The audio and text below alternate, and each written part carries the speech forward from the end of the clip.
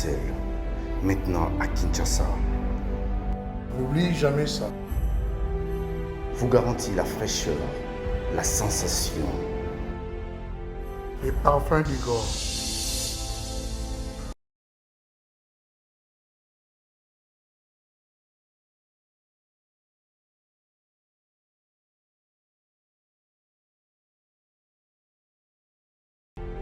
France, contactez-nous au +33 78 30 57 14.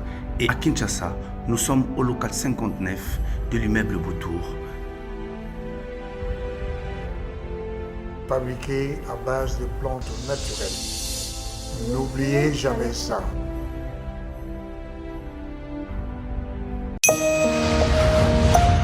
La solidarité est une richesse qui ne nous sera jamais dépouillée.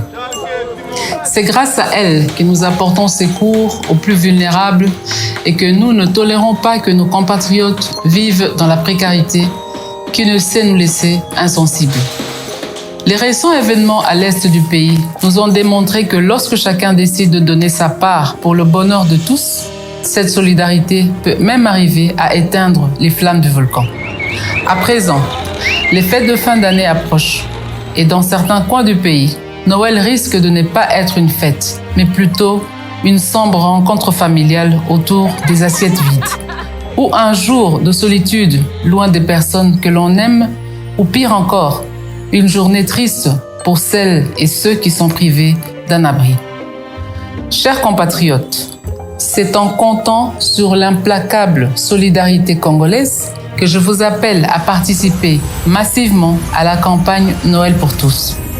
Avec une contribution minimum de 2000 francs congolais que chacun fera parvenir dans le cadre de cette campagne, nous allons par exemple atteindre celles et ceux qui sont retenus dans les hôpitaux faute d'argent, celles et ceux qui vivent dans le secteur à carence en eau potable ou encore celles et ceux qui sont orphelins et opprimés et sont dans l'incapacité de se nourrir.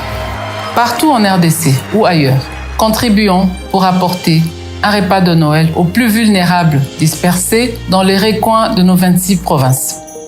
Parents ou enfants, riches ou pauvres, grands ou petits, hommes ou femmes, ceci est un appel à tous, une interpellation à une solidarité qui ne se conjugue que par les actes. Même le plus vulnérable a droit à Noël.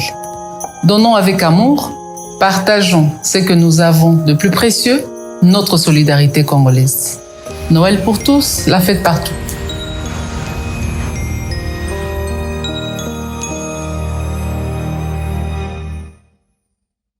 Mesdames et messieurs, merci de suivre Critique Info, premier numéro, je suis là. Hier, je vous ai manqué, oui, j'avais tellement de trucs à faire et qu'il n'y avait pas la possibilité de tourner Critique Info. J'en étais réveillé assez tard, il fallait faire des courses et rentrer à un moment donné. Il était presque tard, j'en avais le temps que de tourner, j'en avais le temps que pour tourner 2 émissions face à face qui passera, l'une est passée hier, l'autre passera aujourd'hui. Et c'est très compliqué. Et puis, il y avait un soleil accablant, donc je ne pouvais pas tourner. Alors, quelqu'un m'a dit, non, mais parce que tu étais mal à l'aise et tu as été déçu par la sortie de Vital Kamere. Mesdames et messieurs, il y a des hommes dans leur vie, ils ne vantent que le vent de la raison. Généralement, pas celui de l'émotion. Moi, personnellement, je ne suis pas éduqué à faire des problèmes nationaux ou des problèmes des autres, mes problèmes. Non, je ne prends jamais les choses personnellement. Pas du tout. D'ailleurs, je fais des gros efforts, même quand ça me concerne, que j'essaie de ne pas le prendre personnellement. Parce que c'est de là que commencent tous les problèmes et puis le reste. Donc, ça n'a rien à voir avec le dossier de Vital Kamere. Et sinon, j'en parle aujourd'hui. D'ailleurs, dans la deuxième partie, je vais me fonder sur la question de Vital Kamere pour vous donner mon point de vue. Mais avant d'y arriver, moi, je vous donne une autre manière de voir les choses. Nous n'allons pas déroger à la règle parce que pour moi, c'est pas un sujet principal. Pas du tout. Je garde la logique comme on a toujours fait. Je veux dire exactement ce qu'on a toujours dit et montrer au peuple ce qu'on a toujours montré. Et puis le reste, c'est leur problème. Dans ce pays, chacun joue sa partition. Ça, ne l'oubliez pas. Chacun joue sa partition. Je sais qu'il y a un homme qui est mort pour tout le monde, c'est Christ. Je sais qu'il y a des gens qui sont morts pour l'indépendance. Il y a des gens comme de Lumumba et ainsi de suite. Et puis, des gens qui contribuent au développement du pays. Et tous nous sommes en train de faire, chacun fait son boulot à lui. Et le peuple est témoin en train de voir. Donc, je ne peux pas porter les malheurs des autres, je ne peux pas porter la responsabilité sur les actes des uns ou les actes des autres. Je suis en train de penser comme je les pense et je partage avec vous ma façon à moi de voir les choses, ma façon à moi de voir le monde, ma façon à moi de voir la RDC. Et c'est comme ça. Et vous allez me juger non pas en fonction de ce que les gens font, mais en fonction de ce que moi je pense. C'est ça le plus important. Sinon, si on ne va pas dans ces conditions-là, bien ça va être très compliqué. La plus grande erreur des Congolais, c'est les étiquettes. La plus grande erreur des Congolais, c'est de donner les noms aux gens. C'est ça leur plus grand problème. Et ça vous empêche de voir plus que vous-même. Parce que du moment où tu n'aimes pas la personne, du moment où tu n'es pas d'accord avec la personne, tu le catalogues. Et ça t'empêche de regarder ce qu'il y a, ce que lui est en réalité, ce qu'il peut apporter. C'est ça notre plus grand malheur. Voyez-vous, moi, tous les jours, je rencontre des gens qui me font des éloges. Il y en a qui me critiquent, il y en a qui m'insultent. C'est normal. J'excuse les insultes, je comprends les inquiétudes des uns et des autres. Mais, quand tu rencontres par exemple quelqu'un, il te dit, mais oui, qui est vraiment, moi je te suivais avant, mais depuis un certain temps, je ne te suis plus. Mais pourquoi? Non, parce que je pense que tu défends trop le pouvoir. Ok. Donne-moi 2 faits où le pouvoir avait tort, et moi j'ai dit, non, ils n'ont pas tort, ils ont raison. 2. Jusqu'au moment où je vous parle, mesdames et messieurs, personne ne m'a dit ça. Vous savez ce qu'ils disent? Ils amènent leur propre argument et ils veulent le coller à moi. Ça veut dire quoi? Une erreur de quelqu'un d'autre, bon, ils viennent, ils disent, mais toi, tu étais silencieux. Non, moi, je ne suis pas les gardiens des erreurs des autres, non. Je comprends que vous puissiez me donner beaucoup d'importance, mais à un moment donné, ne me surestimez pas. Je ne suis pas savant, je ne suis pas un homme extraordinaire. J'ai ma manière à moi de voir les choses. J'ai mes conceptions à moi de voir les choses, avec leurs défauts, avec leurs qualités, et ça reste comme ça. Et ma manière à moi de voir les choses, je la partage avec tout le monde. Donc vous n'allez pas commencer parce que je suis pasteur, commencer à me parler de ce que les autres pasteurs font. Ce que les autres pasteurs font, ça leur regarde à eux. Ce que les autres joueurs font, ça c'est eux. Moi, je suis moi et je pense exactement que lorsque nous concevons des idées et que nous voulons partager en réalité nos pensées, nous sommes responsables de ce que nous disons. On ne peut pas être responsable de ce que vous pensez. Non, pas de ce que vous imaginez. Je suis responsable de ce que j'ai dit. Et jusqu'aujourd'hui, personne ne m'a déjà dit, tala oloba qui facha ça qui m'a bêté, donc ça qui m'a bêté. Ce qui bouquet la logique, on a dit qu'on débattre place, on change de débat. Et ça, c'est malheureux pour les Congolais. C'est très malheureux. Congolais, beaucoup de fois, débat à maï. Makambo maï, bon, ça, débat à maï, à mon égard, coquille à maïté, à côté d'un courant. Et bon, c'est au courant. Non, bah ça va débat bon temps. Tout c'est ça dans le camp maï. Quand on aura fini ma camp maï, ne te refous la débat mon sous. Mais vous ne pouvez pas commencer à quitter les débats quand ça vous dérange. Lorsqu'un débat vous dérange, ne le faites pas. Or, si vous décidez de faire le débat, allez jusqu'au bout. C'est ça aussi l'honnêteté spirituelle, intellectuelle. L'honnêteté, c'est aussi ça. Le fait de dire, lorsque je m'engage à un débat, j'apporte les arguments, lui aussi apporte ses arguments à lui. Mais maintenant, si je me rends compte que mes arguments ne sont pas aussi forts, je m'incline. Parce qu'on n'a pas honte de s'incliner devant une vérité. Le mal avec nous, c'est pourquoi je l'ai dit l'autre fois, moi je ne fais plus des débats à la télévision. Vous n'allez pas me voir dans des débats de TV avec des gens que ça va débattre. Non, ça va débattre. Pourquoi ça va débattre? Parce que, dans un débat scientifique, on n'y va pas pour avoir raison. Dans un débat scientifique, on y va pour faire triompher la science. Pas pour avoir raison. Sinon, tu fais quoi avec la raison? Nous y allons dans ces débats-là pour faire triompher la science. Et c'est comme Gustave Le Bon le dit. Les divergences sentimentales ne se supportent pas. Ça se solde par la violence. Or, les divergences intellectuelles se supportent et la raison la plus forte l'emporte. Ça veut dire, un homme sérieux ne doit pas être gêné quand il n'a pas gagné un débat. Au contraire, il doit se sentir instruit, éveillé, édifié. Moi, chaque fois que je rencontre des hommes et des femmes qui ne partagent pas mon point de vue, mais qui me donnent des arguments supérieurs aux miens, je m'incline et je fais de leurs arguments mes arguments. C'est ça l'honnêteté intellectuelle. Mais malheureusement, au Congo, vous n'avez pas ça. Les gens veulent faire le débat, donc Tokufa, Tokufa. Même s'il sait qu'il a tort, bientôt qu'il n'est qu'à Bongo. Il va même commencer à imaginer des choses, justement pour lui donner raison. Et avec cette histoire de triomphalisme dans le débat, ben les gens en font ce qu'ils veulent. Hein. Comment vous voulez dans un débat où à gagner, un débat, science vous gagner. On a gagné qui est le débat, on a gagné un débat. Et puis les gens sont tellement imbus d'eux-mêmes. Hein. Ils disent, ah voilà, écoute, j'ai suivi un débat, on a débat tel, Vous voyez que ça c'est l'ignorance qui parle. Parce que lorsqu'on va échanger, ça veut dire qu'on va partager, on va s'instruire. J'apprends de l'autre. C'est ça la différence entre les débats africains et les débats occidentaux. Dans les débats occidentaux, c'est rare que vous trouvez quelqu'un dire, moi, tu vois, je t'apprends. Non, c'est rare. Ils le font poliment, en respectant l'autre, en respectant la vie de l'autre, et c'est comme ça. Mais ici, ce sont des débats sentimentaux. Je prends position pour mon camp politique. Peu importe qu'il ait raison ou tort, je prends position. Bon, et puis après, j'avance comme ça. Non. Nous devons être en mesure, quand on s'engage à faire un débat, c'est défaire de nos passions. Ça peut être mon équipe de football, mais je peux quand même dire que non, on a fait un mauvais classement. Je peux quand même dire que non, notre coach n'a pas été assez sévère. Je peux quand même dire que notre défense n'a pas été forte.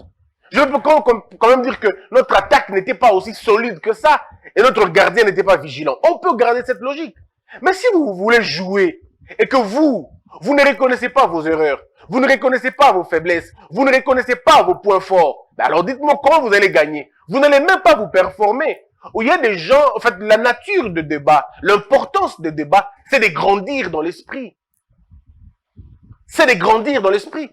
Voilà pourquoi les sociétés du monde ont été développées grâce au débat et au vrai débat. Et très souvent, la raison la plus forte l'emportait toujours.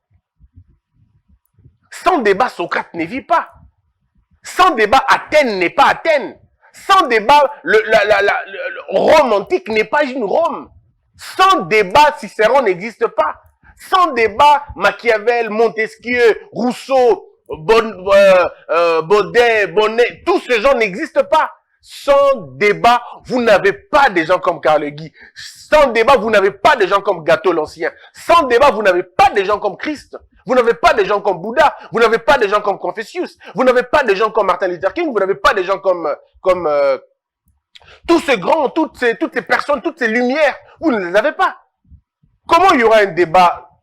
Comment vous allez faire des débats si vous n'avez pas la culture du débat?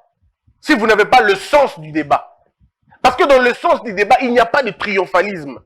Dans un débat, il n'y a pas de chèque. Il n'y a que la victoire de la science ou l'assassinat de la science. Il n'y a pas autre chose. Mais vous, regardez le débat que vous faites. Et puis les gens ont le plaisir de me dire, Monsieur Bossembe, viens, nous allons vraiment faire un débat. Vous pensez que le débat, c'est, ça dit, c'est pas ça le débat. C'est-à-dire que vous voyez le Congolais a commis, allez, yo, Moutamama Denise, yo, Moutafachi. Et puis après, 1 heure du temps pour rien, 1 heure du temps pour rien. Colibet, plan fait, attaque, insulte, insinuation, grossièreté. Et ça résume le débat congolais. Ben, vous me voyez, moi, aller dans ces choses-là, je peux plus faire ça. Je le faisais dans le temps où je pensais encore que les gens étaient normaux. Mais j'ai comme l'impression que nous nous imbécilisons chaque jour et les débats perdent sens nango. Et c'est des camps maintenant. Et pas des camps entre la vérité et le mensonge. Non, c'est des camps entre le pro et le contre. Mais alors, un débat entre le pro et le contre, on appelle ça des débats stériles. Ça ne produit absolument rien que de la frustration. Les gens s'abroutissent au fur et à mesure. Les gens s'abroutissent plus que les débats sont nombreux. Les gens s'abroutissent tous les jours qui passent. Nous ne sommes plus édifiés dans le débat. Même à l'époque, regardez, même à l'Assemblée nationale. À l'époque de Vital Kamerhe, je pense. Je ne dis pas que c'était un bon président de l'Assemblée nationale. On n'en a jamais eu d'ailleurs de bon depuis qu'on a commencé, on a réouvert la législature. Il y a des présidents de l'Assemblée nationale. Nous n'avons jamais connu un vrai président, un bon. On n'en a jamais connu. On a connu des moyens. Comme au Congo, c'est comme ça, malheureusement, le choix est difficile entre le meilleur et le mauvais. Nous, on n'a pas ce choix-là. Nous faisons le choix entre le mauvais et le pire. Donc, quand on dit il a été meilleur, bon, il a été meilleur dans la catégorie des mauvais. Il a été moins mauvais. C'est ça, on n'a pas une culture élitiste. Nous n'avons pas une culture, voyez-vous, donc notre appréciation est tombée trop bas. Nous apprécions des histoires inutiles, futiles, qui nous caressent la peau, mais pas qui nous excitent dans le cerveau. Même à l'époque de Vital Kamerhe, on avait quand même des bons débats. Je ne peux pas citer les noms des gens, mais c'était quand même des débats enrichissants. Je me rappelle encore à l'époque, dialogue inter-congolais, parce que moi j'ai grandi avec la radio Okapi, et où j'ai fait un clin d'œil d'ailleurs à Nico Kalambay, mon frère. C'était des débats de grande hauteur. Vous avez des interlocuteurs comme Vital Kamerhe qui était quelqu'un de très modéré, très pondéré dans ses discours. Je n'ai jamais entendu Vital Kamerhe insulter, jamais dans le débat. Peu importe la nature du débat, il le faisait très bien. Et vous avez à l'époque des gens comme, comment il s'appelle encore le monsieur qui est allé à l'ensemble, il parlait un très bon français, bon le nom est parti. Il faisait très bien. Donc c'était des débats importants. Et ça vous instruit. Tu as un mot français, tu as une expression française, tu as l'explication d'un mot, et c'était bon. C'était beau, c'était très bien instructif. Nous, je me rappelle encore qu'à l'Unikin, à l'Unimba, on faisait des débats, pas l'Unikin, à l'Unimba. On faisait des débats à l'université de Mbandaka, avec les amis comme Yannick Lomangue Bakoto, Guilhem Azongelo, tous ces gens-là. Nol Temenge, hein, nos amis avec qui on a grandi, Niklet et Kouchou, comment on s'appelle encore? Donc bref, je citerai pas tout le monde, Alfred Bojo et tout, Willy Mbongo. On était au coin, quelque part en train de discuter. Ah, Hollanda qui proposition, il y a, à l'époque aussi, des listes, c'est ça, il faut dire. Hollanda, oui, Hollanda qui, ouais, Hollanda, et c'était beau. Pas d'insultes, pas d'insinuations, pas de grossièreté. Tout était correct. Mais lorsque la bêtise a atteint son paroxysme, mais c'était compliqué. C'est des insultes maintenant. À l'époque, vous entendez le Kondo, mais c'est une réflexion. Mais après, qu'est-ce qu'on nous a apporté dans les législatures passées et de toutes les autres législatures qui se sont passées? C'est des députés Pamba Pamba.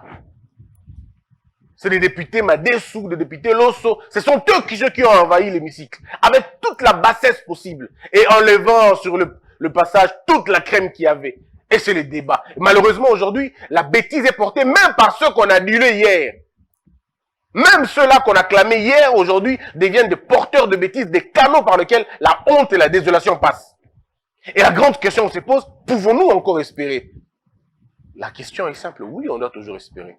Parce que même quand une société est en train d'être détruite, il y a toujours une réserve que Dieu se charge lui-même de protéger.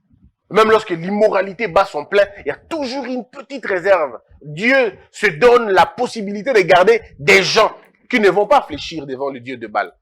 Même lorsque ceux qui parlent aujourd'hui semblent être déçus, il y a encore des gens remplis d'espoir, remplis de fougasse, remplis de l'amour de ce pays. Ils sont peut-être en train ils sont encore dans le sein de leur mère, mais alimentés par la fibre patriotique et par l'inspiration divine. Donc, tout simplement pour vous dire que le véritable débat est cédé dans et ça sous penzate. Mais je suis convaincu qu'il y aura une nouvelle génération qui va remettre les choses en place, remettre la qualité du débat. Et déjà le fait que moi, personnellement, je n'y vais plus dans les débats, et que beaucoup d'autres aussi, parce que je pensais que j'étais seul. Mais quand je parle à 2-3 personnes, ils me disent la même chose, que ça, c'est pas intéressant. Je me rappelle un jour, j'ai rencontré monsieur, il est honorable aujourd'hui, monsieur Moïse Nyarugabo. Je peux le citer. Je l'ai rencontré, je lui ai dit, mais pourquoi tu ne viens plus, pourquoi tu ne passes plus les émissions? Il me dit, mon frère, dis-moi, qu'est-ce que je vais aller dire? Qu'est-ce que je vais dire? Qu'est-ce que nous n'avons pas dit?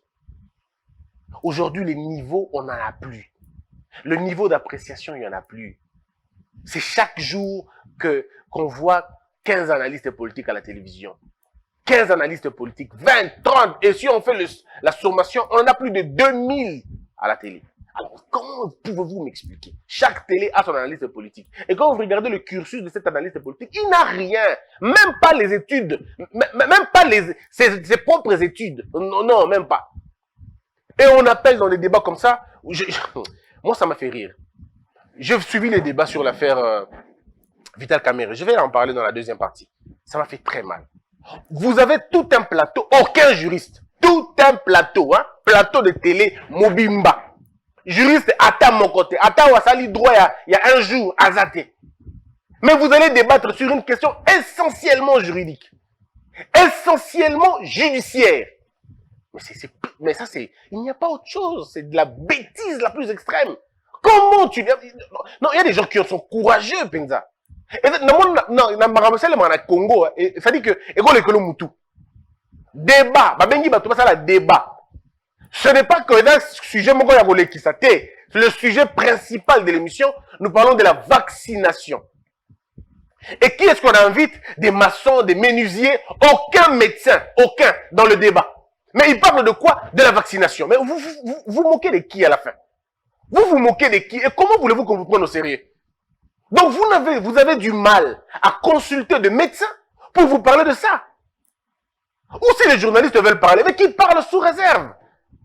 Vous n'allez pas commencer à émettre vos points de vue sur des sciences étudiées par des gens. On peut mettre un point de vue sur ce qui n'existe pas, mais pas sur ce qui existe.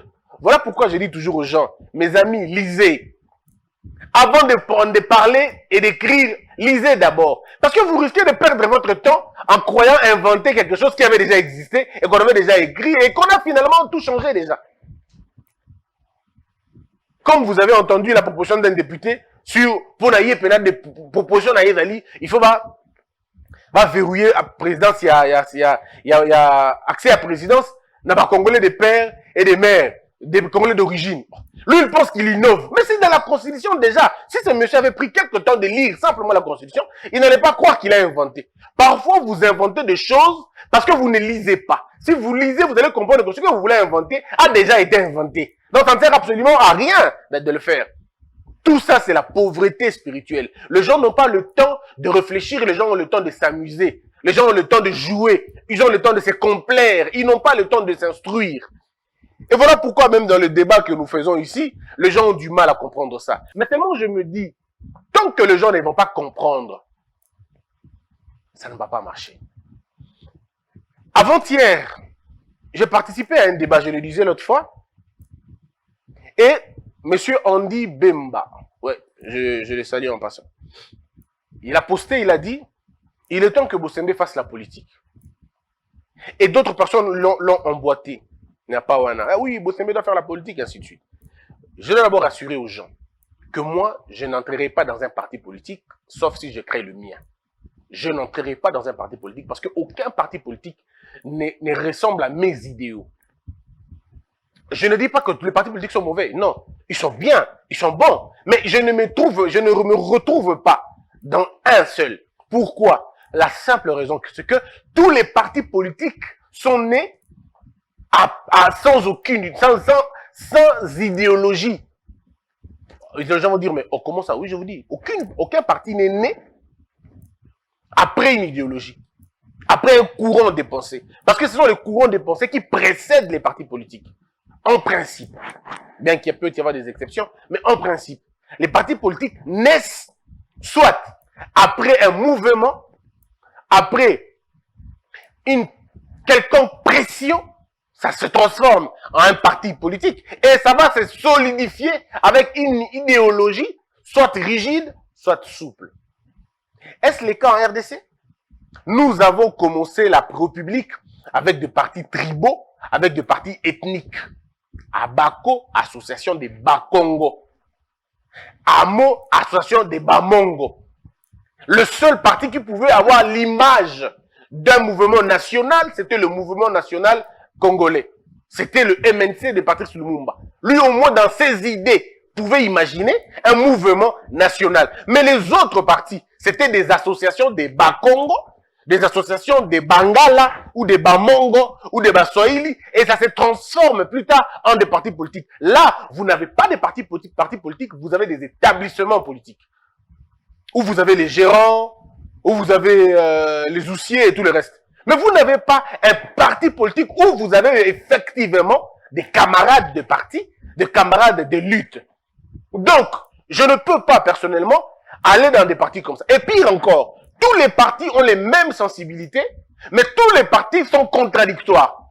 Ce que je ne comprends pas. Vous êtes tous des socialistes, mais vous êtes opposés, fondamentalement opposés. Et lorsque vous regardez le socle de votre opposition, ça ne résume pas le socle de l'opposition. Ce n'est ni les sensibilités de votre parti, mais les hommes, simplement les hommes, les origines des hommes. Et c'est ça qui... Alors, vous allez me dire à moi d'intégrer des partis comme ça? Je suis au pouvoir, je ne m'entends plus avec celui qui est au pouvoir, je quitte, je ferme mon parti politique. Non, ça, je fais une boutique politique. Je fais un établissement politique. Je recrute mes hommes, mes mécontents et les frustrés. Nous formons un parti politique. Mais il n'y a pas un courant. de pensée. Il n'y a pas un courant idéologique. Nous suivons quoi? Voilà pourquoi moi, je ne peux pas intégrer un parti politique congolais. Parce que si je dois être sérieux, il n'y en a pas. Nous avons des établissements politiques qui ont mis beaucoup de temps. On a des partis politiques qui ont mis beaucoup de temps. Mais en réalité, scientifiquement, nous n'avons pas de partis politiques. Parce que le parti politique, c'est l'État en miniature. Donc, dans un parti, on trouve un gouvernement. Le jour où ils arrivent au pouvoir, ça s'explique exactement de cette façon-là. Mais regardez-vous ici dans vos partis politiques. Qui s'occupe de l'eau? Personne. Qui s'occupe des questions de forêt ou de l'environnement? Personne. D'abord, il n'y a même pas de débat à l'interne. Des vrais débats à l'interne. Avez-vous déjà entendu un parti politique de faire un débat sur la gestion des forêts? Citez-moi un seul parti que vous connaissez. Avant de dire ça, le débat à forêt. Nous allons analyser aujourd'hui la forêt équatoriale dans un parti politique. Avez-vous déjà entendu ça? Vous avez déjà entendu un parti faire un débat sur la salubrité nationale? Nous allons faire un débat sur la salubrité. Comment est-ce que nous allons gérer la question de la salubrité quand on sera au pouvoir? Que dalle! Ils n'en parlent pas parce que c'est pas leur affaire. Leur affaire, vous savez, c'est quoi? C'est prendre le pouvoir et c'est faire le partage de postes. Alors, moi, je ne peux pas entrer dans des partis pareils parce que je serai étouffé et ça ne marchera pas. Encore qu'il y a des vices. Dans les partis, vous voyez les gens qui ne respectent pas la loi, qui ne respectent pas leur propre charte. Il y en a d'ailleurs qui ne connaissent pas. Et puis, c'est maintenant des familles, c'est le frère, c'est le cousin, c'est le beau-frère, et tout ça. Bon, lorsque le clientélisme, le népotisme et tout ça rentrent dans les partis politiques, c'est très compliqué. Donc, pour répondre à toutes ces personnes qui pensent qu'il faut que je fasse la politique, croyez-moi sur parole, si je dois faire la politique, je ferai la politique avec mon parti politique. Et ce parti politique naîtra après un courant de pensée. Mon courant de pensée, aujourd'hui, je peux compter 12 ans. Je ne parle que de la même chose. Si vous voulez qu'on compte par rapport à YouTube, ça fait 3 ans que je ne parle que de la même chose. Et je sais que les Congolais qui me suivent en France, en Belgique, à Paris, partout, ils connaissent mon point de vue. Et c'est comme ça. Et donc, le jour où je vous amène un parti politique, les gens diront, au moins on sait comment Christian réfléchit. Ça, c'est au moins clair. Le jour où je dis, maintenant j'ai un parti politique, mesdames et messieurs, venez adhérer, vous allez voir comment les gens vont adhérer. Ils vont beaucoup adhérer parce qu'ils ont compris l'idéologie. Ils connaissent ma façon de voir les choses, ils connaissent ma façon de comprendre la question, ils connaissent ma manière à moi de voir, de concevoir les choses. Ils savent que nous avons un point de vue sur notre gestion des forêts. Il y en a, encore que j'ai eu des émissions dans tous les domaines de la vie de notre pays. Où je n'avais pas assez d'expérience, j'ai invité des experts. Sur des questions où c'était difficile pour moi de réfléchir, j'ai appelé des gens. Et vous avez vu tous ces gens ici. Donc, le jour où j'amène mon parti politique, les gens comprendront. Ils diront, ah oui, Bossembe était dans ça, était dans ça, était dans ça, était dans ça. Voyez-vous? Donc, je pense simplement comme ça. Donc, je remercie toutes ces personnes qui pensent que il est temps de faire la politique. Je remercie toutes ces personnes qui le pensent. Mais ce qui est vrai, c'est que nous devons d'abord commencer à dire que la politique n'est pas le seul domaine dans lequel on peut aider le pays. Même dans le journalisme, je peux aider le pays. Je pense que je suis en train d'aider mon pays. Je contribue de façon forte. Et Dieu seul sait. Et ça, je n'attends pas des récompenses des gens. Même si nos points de vue aujourd'hui réconfortent certains ingrats. Mais je continue à garder ma position. Parce que quand je dis un truc, il y a des gens qui en profitent. Ils sont très contents parce que bon, Bossembe a dit et ils sont contents. Et parfois, ils ont un air moqueur. Parfois, ils se moquent de nous. Ils disent, bah, Tika Bamba Loba. J'ai même entendu quelqu'un dire, et donc, on commis à Bossemba Koloba, Bossemba Koloba. Et puis, on va donner l'argent à certaines personnes qui vont bouffer cet argent. Et nous qui faisons ce boulot, nous qui le faisons, pas parce qu'on veut avoir de l'argent, nous le faisons parce que nous estimons que nous rendons service à l'État et nous rendons service à notre population. Nous informons la population. Voilà, nous, on est comme ça. Donc, il faut dire aux gens qu'au Congo, il y a encore des hommes, il y a encore des Congolais qui ne regardent pas que l'argent, qui le font en âme et conscience. En âme et conscience. Et moi, je le fais comme ça. Et je voulais vraiment que les gens comprennent ces choses-là. Donc, c'était un grand plaisir pour moi d'apprendre ça. En lisant ces gens, en lisant les commentaires. Aujourd'hui, la 4e République fait un vrai débat sur Internet. Tout le monde parle maintenant de la 4e République parce que tout le monde a vu la déchéance de l'appareil judiciaire. Tout le monde a vu la déchéance morale de notre pays. Tout le monde a vu la déchéance du système politique. Tout le monde a vu. Et maintenant, les gens disent vivement 4e République avec Bossembe. Et c'est partout sur Internet.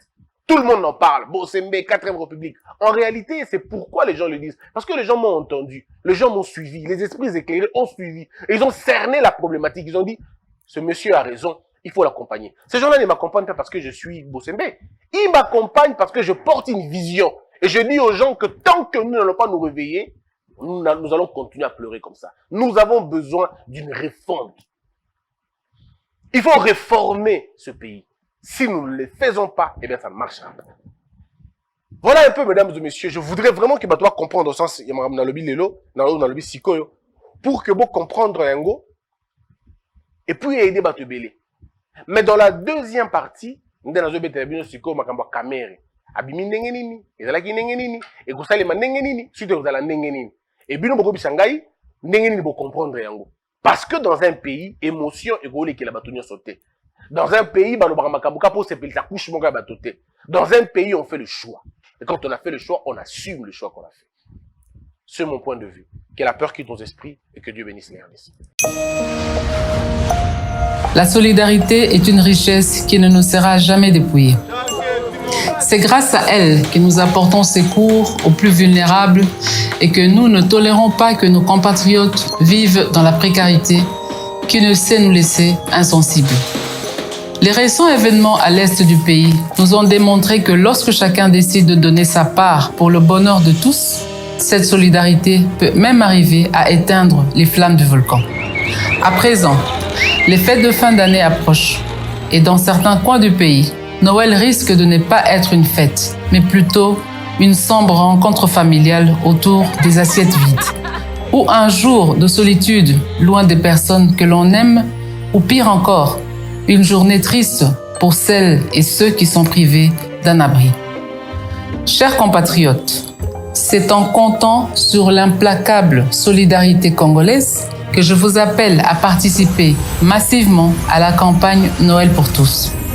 Avec une contribution minimum de 2000 francs congolais que chacun fera parvenir dans le cadre de cette campagne, nous allons par exemple atteindre celles et ceux qui sont retenus dans les hôpitaux faute d'argent, celles et ceux qui vivent dans le secteur à carence en eau potable ou encore celles et ceux qui sont orphelins et opprimés et sont dans l'incapacité de se nourrir.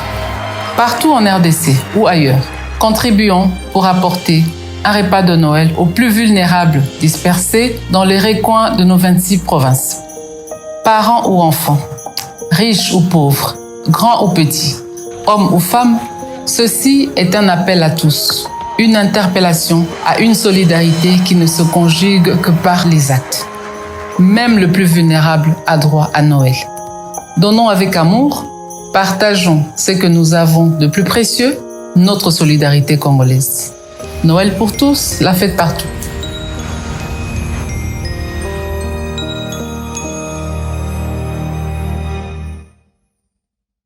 De Paris à Bruxelles, maintenant à Kinshasa, N'oublie jamais ça.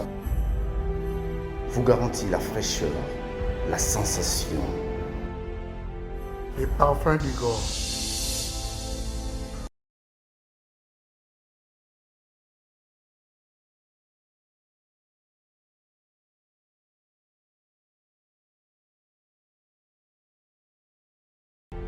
France, contactez-nous au +33 78 30 57 14.